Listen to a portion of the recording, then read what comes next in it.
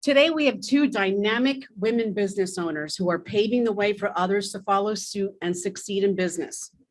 Our first speaker, Randy Galan, owner of Randy Galan State Farm Insurance Agency. Randy is a South Jersey native and graduate of Salem High School and the College of New Jersey.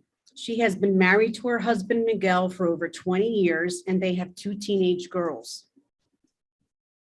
Prior to opening her own business, Randy spent 25 years in the corporate world.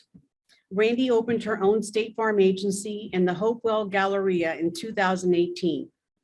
Her office provides life, auto, home, and business insurance. Her office is ranked in the top 5% of the 19,000 State Farm agents nationwide.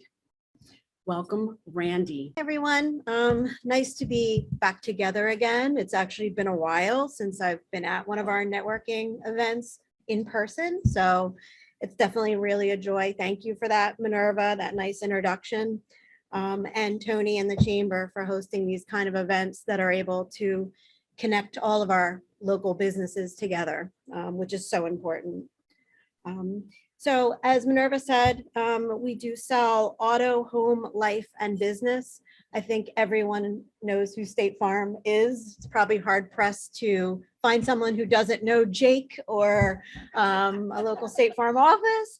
But I really think what sets us apart and what makes my agency different is really the customer experience. State Farm has great products, but it's really about how we service our customers. And I think that's what makes my agency different. We really focus on the person, the family, the business, to learn a little bit about the person before we decide, hey, these are the coverages we should, set ourselves on. We're not a contact center. We're real people. We're your neighbors. We live here, and we care to make sure that people are covered properly. It's not cookie cutter. That's just not how we do business. We're an agency that really values educating the customer. So sitting down and being proactive and inviting people in for reviews. Just show of hands, how many people have reviewed their insurance declaration pages lately? All right, a couple. Woo! So no, but that's really good, because the majority of people don't. You get your auto insurance cards and, then you're off and running and you file that page away and hope that you don't need it. And a lot of times that's when people go searching for those pages when something happens. So we like to invite people in and review it. Your life can change in 10 years and the way that you should be covered can change also. So we really try to talk people through that, proactively invite people into the office. Like, I use a service for that, just to keep us on task, to make sure that that's something we do each and every day, that we're calling someone and inviting someone in. Business is busy. So, but that's one of the core values of my agency, to make sure that we're doing that. Finally, we really enjoy building the relationships, not just with our customers, but in the community. I sit on our chamber board. I'm also a board member of the Salvation Army locally here in Bridgeton. We support a lot of local nonprofits. Gallant Heart is one, as well as the Alzheimer's Association. But you'll often see us out and about at community events. So we always have a table and our tents pop. That's how I've met a lot of you out at community events, because I think it's really important. We like to engage people personally. Community events are very fun for the community, but they don't work if no vendors show up.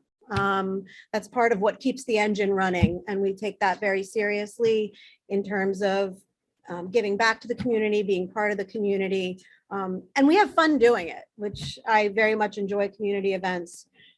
So that's really part of the values of our agency, is connecting with the community.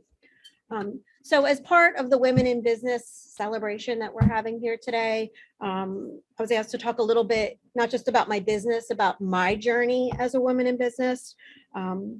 So prior to opening up in 2018, I worked at a stock transfer company in Jersey City, New Jersey for 15 years.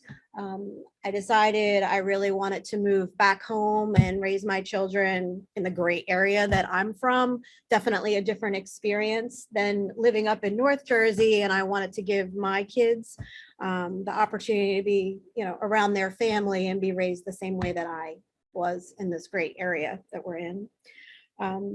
At that time, once I moved my family down here, I got my first job in insurance with AIG Insurance Company.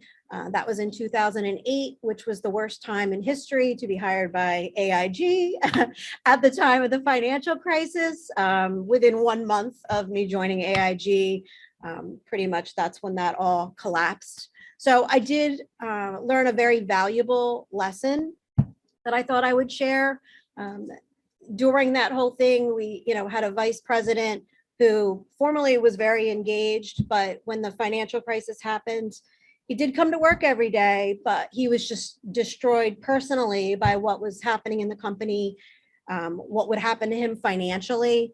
And literally, he just would walk into work every day and make a beeline for his office and not even make eye contact.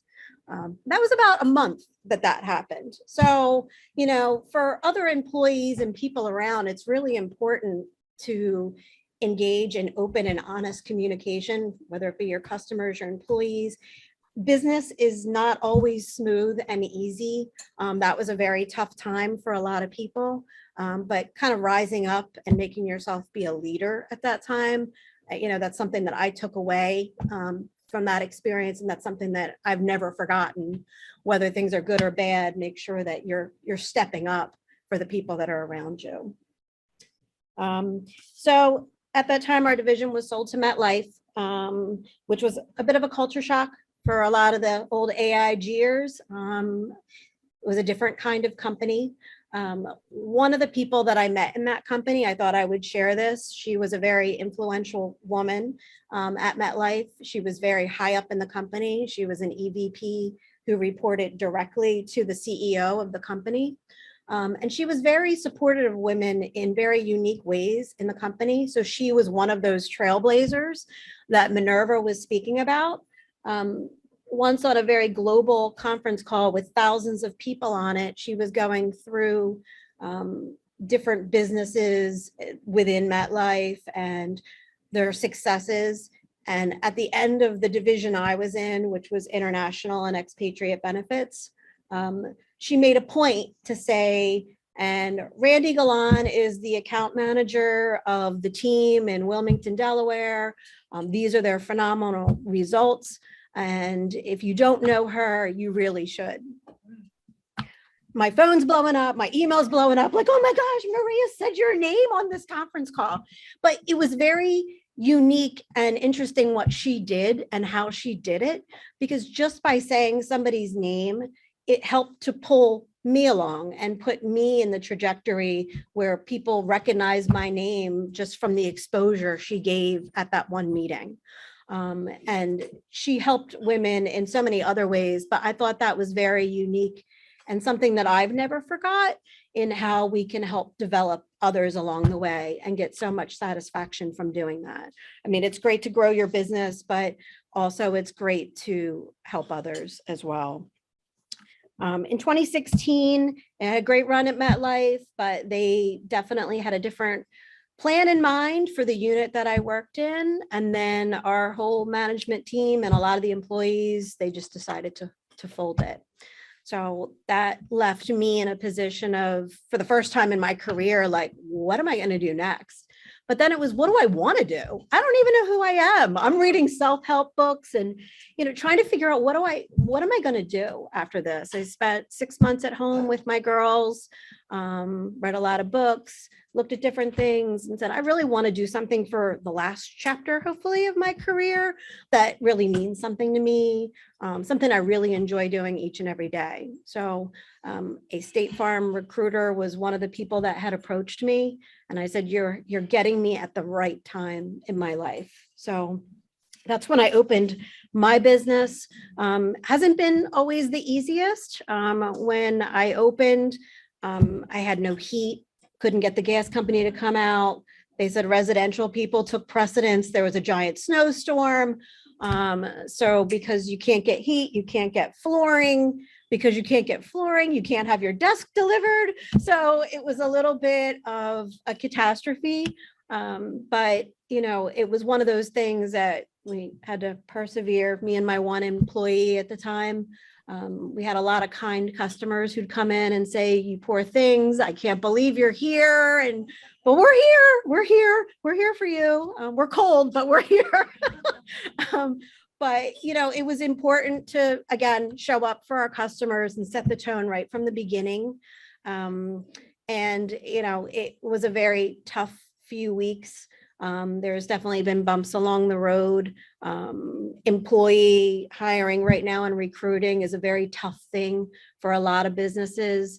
The pandemic, which was honestly one of our best years, really hurt a lot of businesses and caused them, you know, to not reopen. So definitely it's been some very, very interesting times. I'm very blessed with the team that I have in business. We have a great culture in my office. A lot of the values I talked about with customers, I feel the same way about my employees. Two of them are on, shout out Alexa and Jerry. But they're young moms. And I remember a time in business where I missed the birthdays. I was traveling a lot on international travel, which took me away from home a lot. So creating a culture that's open and allowing other women to succeed, not just in business, but also personally in their work-life balance, is another core thing in my office, and very, very important to me that we're supporting other women and making sure that they can be successful at home and also as part of your business. As Minerva said, right now our office is ranked in the top 5% of the company. So we are in the top 1,000 out of 19,000 agents nationally, which is something I'm super, super proud of. Yeah, so it's kind of a big deal. Thank you. It is a big deal. It's a big deal, but it's the culmination of a career of hard work and a lot of learnings along the way. So appreciate everyone's time and allowing me to speak a little bit about my business and my story. I left cards out there, so if anybody wants to connect on a business basis, on a personal basis, you know, let's definitely stay in touch. My door is always open. All right, thank you. First time I met her, it was in a crowded room. It sounds like the light should be down. I don't remember where I learned this, but I'm so glad that I live it. When I walk into a room, if I see anyone that's just standing there by themselves, that's the first person that I'll go to and talk to. That person is in this room. That was the first time I met Angela Morrison. Angela is owner of Angie's at Your Service Virtual Assistants. She is a self-employed subcontractor that provides professional, administrative, technical, and creative assistance to business owners in South Jersey and beyond. She offers various administrative services at a cost savings to the business owner. She takes pride in helping entrepreneurs grow their business and helping them reach their personal goals to succeed. Angie's at Your Service was voted South Jersey Biz Best of Biz 2021. This honor is bestowed on South Jersey businesses that excel in the face of adversity. Businesses considered to be both reliable and resilient while showing an unwavering ability. I want to say so much more, but I gotta just say, please welcome Angela Morrison. First, I want to say thank you so much to the Richmond Chamber of Commerce for this opportunity. I've only been a member of this chamber for about a year, and this is the most support that I've ever received from any chamber or network group. So thank you so very much for this opportunity. It's very greatly appreciated. Please allow me a moment to introduce myself before I talk about my business. I am a married mother of 3 beautiful girls. Please pray for me. All prayers are welcome. When I'm not doing all things mommy and wife and running my business, I enjoy playing video games. I'm a huge gamer.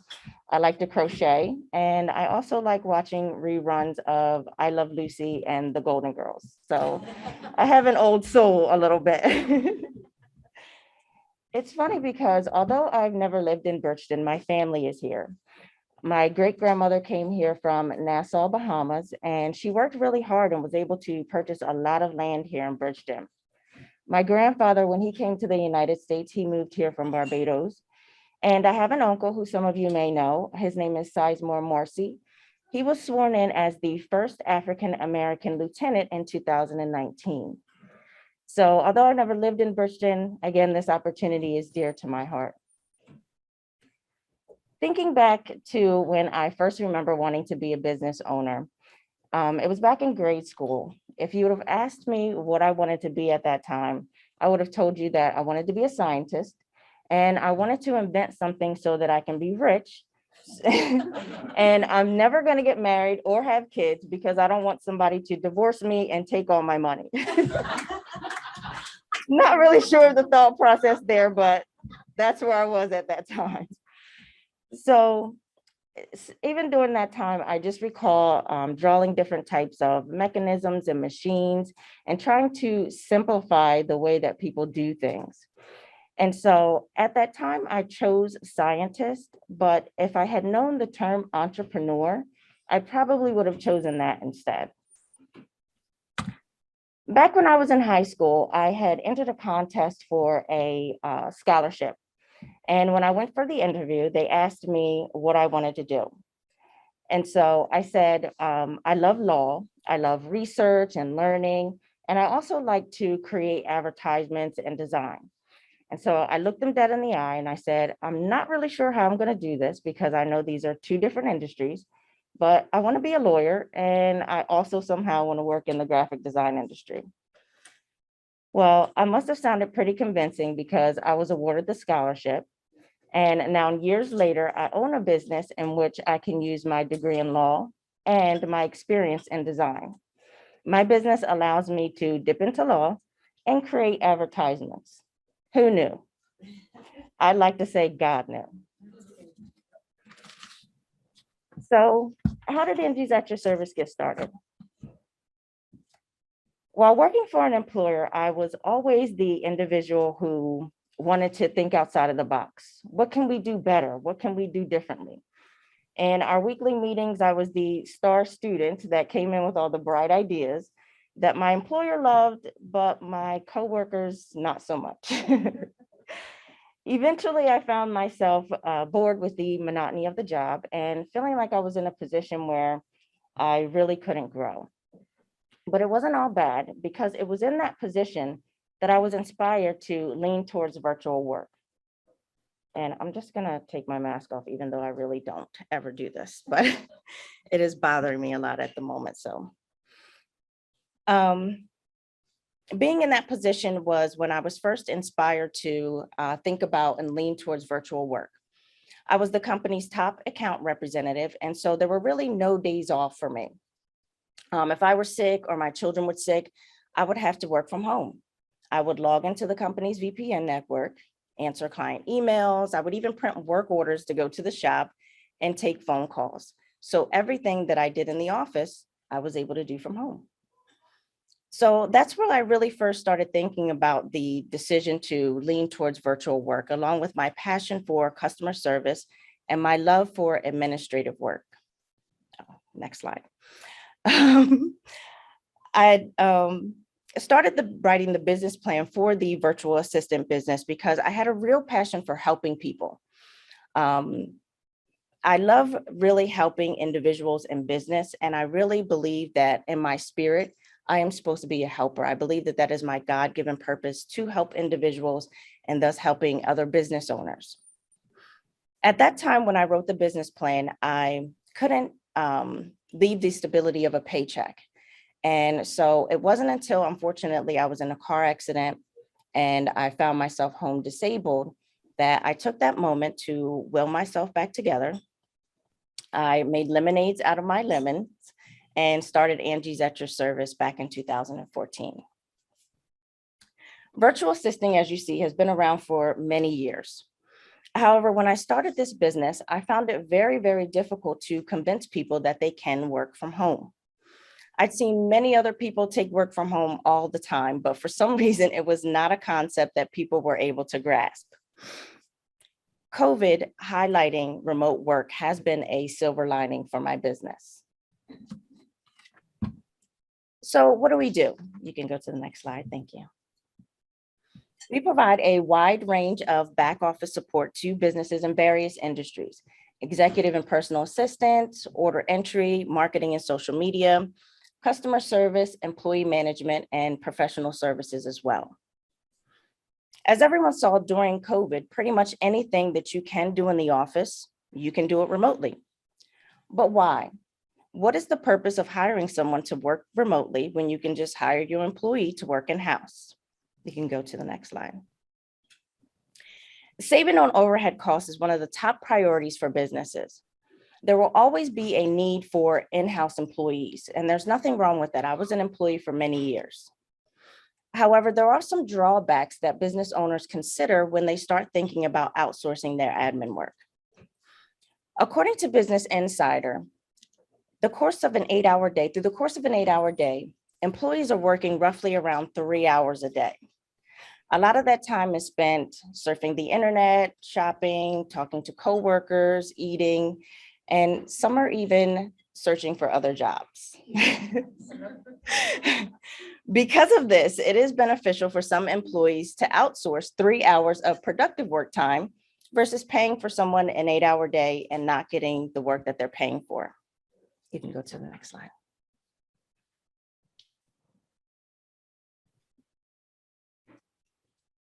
Another reason that subcontracting is more beneficial than hiring is because of the service provided. Employees have the mindset of being your employee. And like I said, there's nothing wrong with that. They got hired to do a job in which helps to support themselves and or their families. Rarely do they ever stop to think that their job is in direct relation to the success of the company. After all, you're the business owner. The success of the company solely depends on you, right? But not really. At Angie's at Your Service, we don't have an employee mindset because we're not your employee. All of our employees are trained to have a service mindset, which means we understand firsthand what it means to grow and develop your business. Each and every day, we have to provide outstanding service to our clients in order to maintain their business. We must make sure that our clients are successful in order for us to be successful. I have a client who's been with me for 5 years, and when she first came to me, she had a total of 56 employees. Over the course of the past 5 years, I've taken over her administrative tasks in supporting her through her business, which enabled her to step back and focus on growth and development. Because of this, she has now been able to grow her company to $1 million company. She is now based out of 3 states, and she has over 100 employees. I've watched her hire employees over the course of the few years to try to help with additional support. And I've watched them come and I've watched them go because unfortunately they were not able to provide her with the level of service that she needed. Good help is hard to find. So 3 years ago, I started hiring my own employees to help with the additional administrative support. And now she uses me and my employees to help with recruiting, employee management, and other administrative tasks within her business. This is one of my success stories, and you would think with this success story and also insert COVID and the understanding of remote work and people having problems hiring individuals that I would be at the top of the game. However, it has been a struggle for me to convince people to trust me and my business as a woman business owner and as a person of color. I found it very hard to convince them that they can trust me with the ins and outs of their business and that we're going to perform and do what we say that we're going to do. You can go to the next slide. In fact, this is one of the reasons why I felt that it was important to make my mascot ethnically ambiguous so that she can appeal to everyone. Introducing Trudy. She is our task-ready superhero that does everything. A lot of people think she's supposed to be me. I've gotten comments, she's not dark enough, she doesn't really look like you. However, when I created her with the basis that she could represent any nationality and be appealing to all so that I could provide inclusion at the forefront of my business. You can go to the next slide, thank you. Out of 100% of businesses owned in the United States, minority businesses only make up 8.7%. We are a drop in a bucket of water in business owners. Next slide, please. However, 75% of my business, 75% of my clients are Black-owned businesses. And I often wonder why. When I created this business, I didn't create it so that it could only appeal to minority business owners. This isn't a for us, by us type of business. And a lot of minority businesses are not. When you support my business, you not only support me, but you also support my employees. You can go to the next slide. Now, currently due to COVID, my team support individual doesn't have much of a team. However, we are still making strides. I don't outsource my business to overseas just to save on overhead. I create jobs right here in New Jersey and hire local individuals who live here in New Jersey.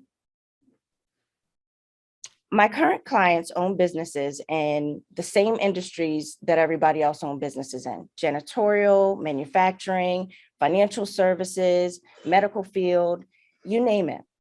Every industry needs administrative support.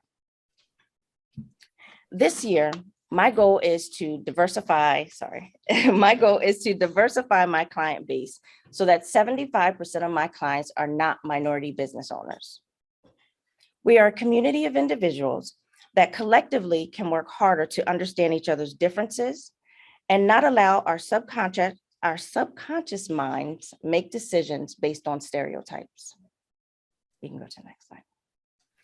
Thank you very much for having me here today. Supporting Black-owned businesses is not only a means for putting an end to racial injustices, but environmental injustices as well. Together, I believe we can do it because together we stand, divided we fall. Thank you.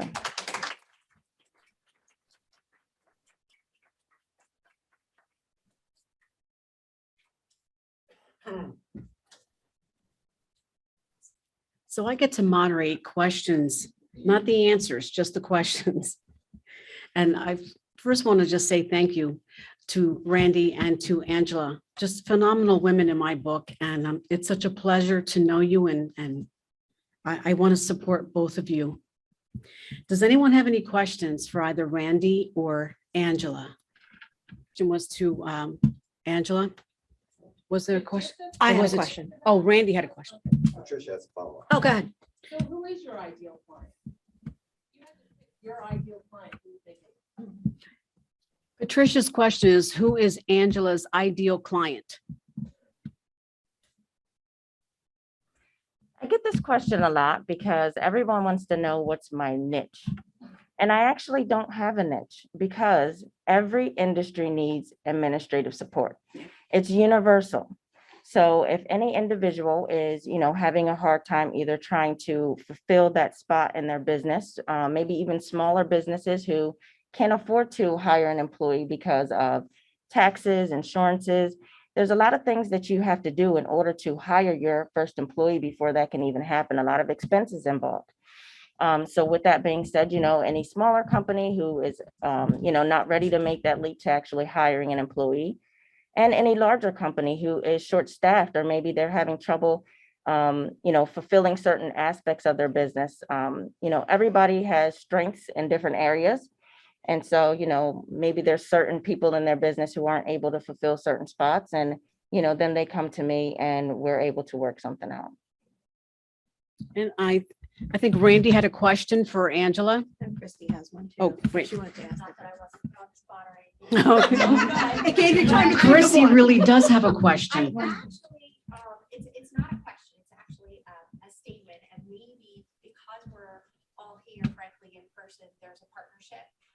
I think that we might be able to have, especially with the industry that you're in. Okay. So we receive through the New Jersey Department of Labor listings of positions, and we actually have a separate list that's all virtual. Ah, So I would be more than happy to send you that list, because frankly, that's really, I would think, where you can start making those connections. And it yes. is within the state of New Jersey and also parts of Pennsylvania. Okay. So I would be more than happy to send that. And I do have your contact information. Thank you. Thank you so very much. I do appreciate that. Thank you. Thank you. What I really like about these meetings is that the people that are in the room, I mean, we're just one step away from helping one other person out. And Christy, thank you so much. You always offer so much, and that was awesome. So I'm sure Angela's going to really appreciate that list. Would anyone else like to ask a question? Patricia? Oh, Yeah. Randy? Yeah. I Randy, had a real question. you're just so far away. I know, right? So my question obviously is for Angela. So I ask this of everybody because marketing when you're a small business is always a challenge. I know we've done a lot of different things in my business over the years, besides the community events that I was talking about. You know, I invest in digital. That's kind of big for me this year. I'm just curious how you market. It sounds like most of your customers are in Northern New Jersey. So I just wanted to see what your marketing mix sounds like and looks like. Yeah. Honestly, most of my support comes from LinkedIn. A lot of my customers, that's where they have found me at, either LinkedIn or a networking group. So social media is, really big. You just have to make sure that, you're going where your market is. If you're B2B, you have to make sure you're on those B2B channels. If you're B2C, you got to go hard on those B2C channels. So but yeah, social media. Last year I did a lot of print and mailing, and I actually direct mail. I think because everybody's home. I did some direct mail last year for the first time, and I actually received some phone calls. People sometimes they get tired of the internet, so I think direct mail is starting to make a comeback. You get a package in the mail, that's exciting. So that's something that I've been working on for myself, and as well as my customers. We started doing direct mail last year. Awesome. Thank you. You're welcome. Okay, my turn. Does anyone else have any questions? Gentlemen? Okay, I won't put any of them on the spot, but thank you. And I'm going to ask Carol Musso to please come up for closing comments.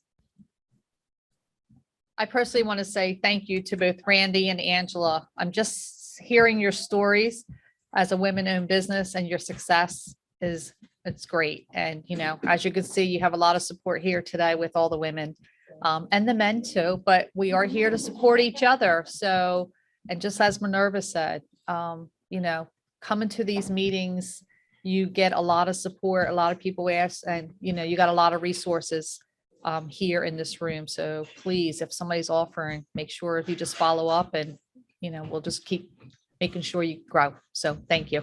And Randy, you're right. You're everywhere. Every time we're everywhere as a bank, and I see you, but you do a lot of community events and people. Yes.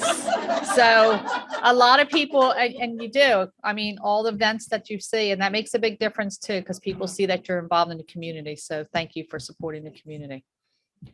And thank you to both Tony Stanzione and Tony Buno.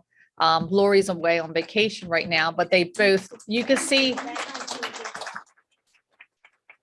And I was just having the conversation with Christy and Ed. This is a lot of work to do it in person and to run a Zoom meeting, as you can see. It's a lot to do both. Thank Mike Torigno, Fairfield, and all the staff here today for helping us. They were actually great. It was nice just to order off the 3 menus and get served real quick, and they did a great job. So thank you, everyone.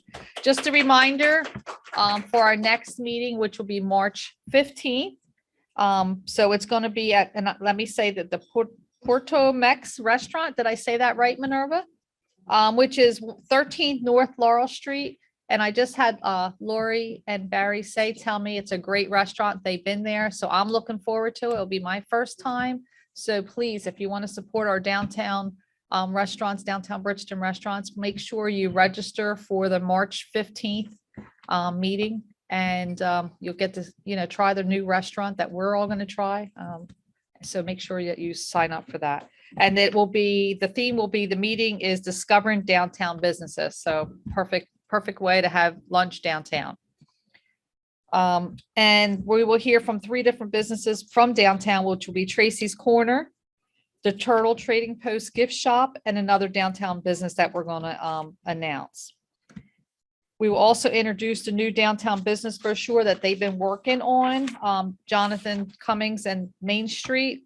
So this is a joint project of Main Street, the Chamber, and Revive South Jersey, and the Latin American Economic Development Association. So we're all working together to promote the downtown products and services. So we'll have that brochure at that March 15th meeting, and we'll make sure that we hand that out. And then they're actually going to be walking downtown and hand that out also to all the businesses. So our April 19th meeting is at noon. It's going to be held at the Grove at Centerton, and we have 2 of Grove of Centerton's employees here today. So thank you.